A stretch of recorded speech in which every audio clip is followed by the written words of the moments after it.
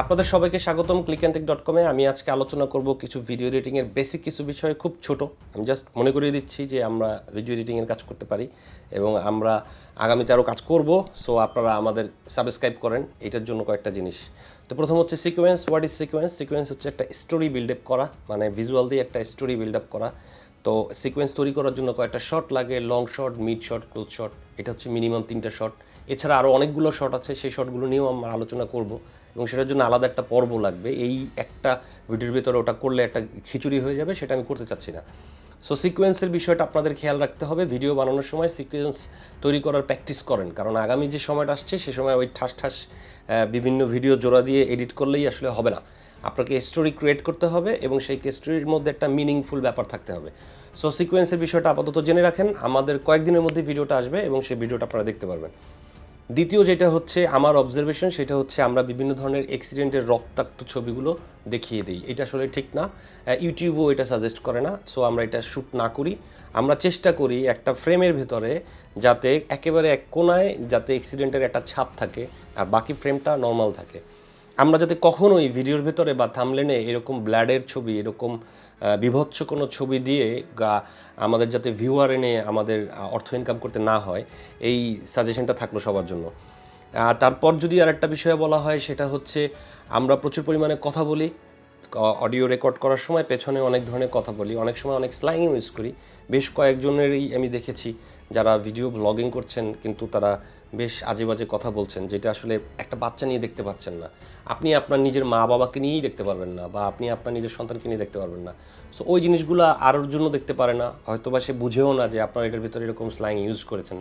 So play দিয়ে দিলেন, বাচ্চা টাচ্চা সবার সাথে সামনে বসে সেই একটা বাজে অবস্থায় পড়ে গেল। সো এই জিনিসগুলো আপনি একটু দয়া করে অ্যালাউ না করলে ভালো। এটা আমাদের সংস্কৃতির সাথে আসলে যায় না। আরেকটা জিনিস হচ্ছে, সেটা হচ্ছে আমরা রেপ হয়েছেন এমন একজনের চেহারা দেখায় দিই। চেহারা দেখানোর না ইন্টারন্যাশনাল একটা গ্রামার আছে। আমাদের দেশের তো অনেক কিছুই, অনেক আইন মানা হয় না। যাই হোক, ইন্টারন্যাশনাল যে আইন আছে সেই আইনের হিসাবে আপনি যে কোনো মানুষের চেহারা, সে যেই হোক, সে রাস্তার পাশের একজন ভিক্ষুক হোক আর একজন কুটিপতি হোক, তার চেহারা আপনি তার পারমিশন ছাড়া কোনো জায়গায় দিতে পারবেন না। ইভেন আপনি ছবিই তুলতে পারবেন না, তাতেই আপনার পারমিশন, তাতেই আপনার এক ধরনের ক্রাইম হিসাবে গণ্য করা হবে। সো আপনারা যখনই কোনো ধরনের ছবি তুলেন, যে ছবির মধ্যে কোনো কেউ রেপ হয়েছেন, তো তার পারমিশনটা নিয়ে ছবিটা তুলেন, অথবা তাকে দূরে রেখে পেছন থেকে খুব মিনিমাম একটু অংশ তাকে দেখায়, তাকে যেন বোঝানো যায় যে হ্যাঁ ইনি, আবার দেখাইলামও না।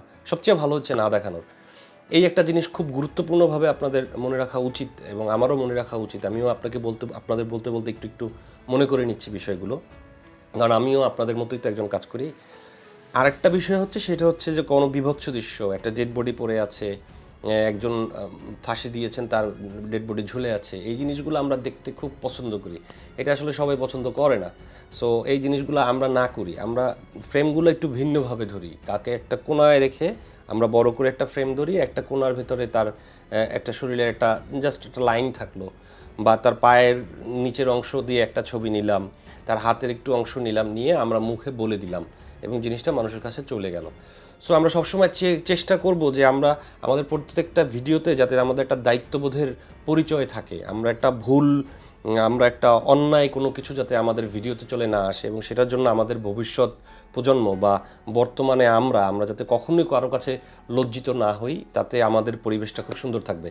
তো সবাই আমার কথাগুলো খুব ভালোভাবে নেবেন আমি আশা করছি। আমাদের কমেন্ট বক্সে কমেন্ট করবেন, আমাদের ভিডিওটা শেয়ার করবেন। আপনাদের সবাইকে অসংখ্য ধন্যবাদ।